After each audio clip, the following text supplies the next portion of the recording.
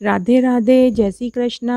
आज मैं आपको राई दामोदर जी की एक पौराणिक कहानी सुनाने जा रही हूँ। कार्तिक के महीने में स्नान और व्रत के साथ में कहानी सुनने का नियम है। अगर आप रोज़ नहीं कहानी सुनना चाहते हैं तो मैंने अपने चैनल पर कार्तिक की कहानियाँ डाल रखी हैं। अगर आपको रोज़ नई कहानी सुननी है तो मैं अपने डिस्क्रिप्शन बॉक्स में इसका लिंक छोड़ दूँगी। आप वहां से रोज़ नई कहानी सुन सकते हैं। धन्यवाद। अगर आपको कहानी अच्छी लगे तो कमेंट बॉक्स में जय हो राधा दामोदर जी की भी ज़रूर लिखें। भगवान राधा दामोदर जी आप सबकी मनोकामनाएं पूरी करेंगे। कहानी इस प्रकार है।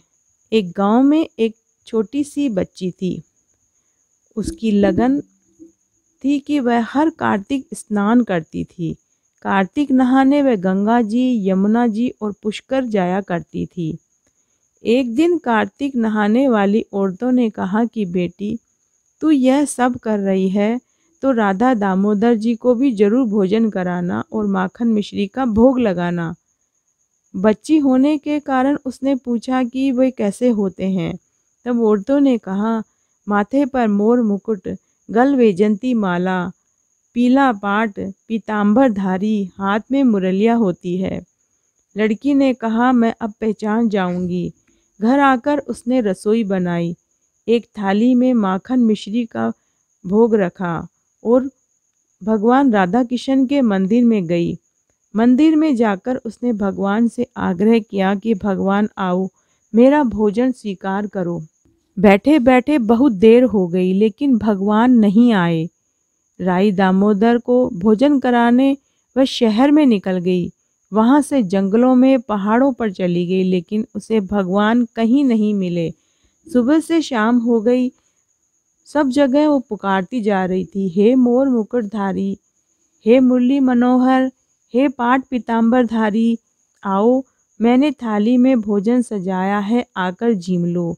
आप जिमोगे तो ही मैं जिमूंगी।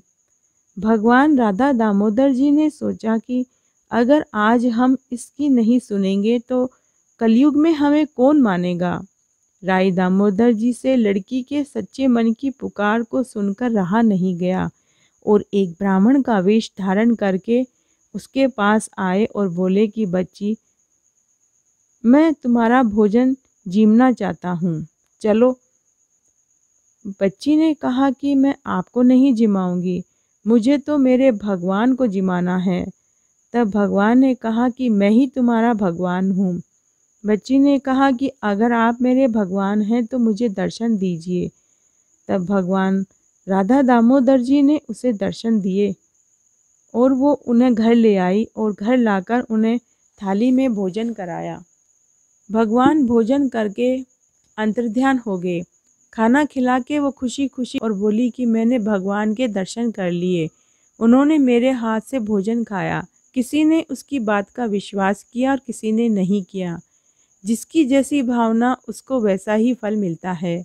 तो हे भगवान, कहानी कहने वाले को, सुनने वाले को और हुकारा भरने वाले को सबको इच्छा पूर्ण करना। धन्यवाद।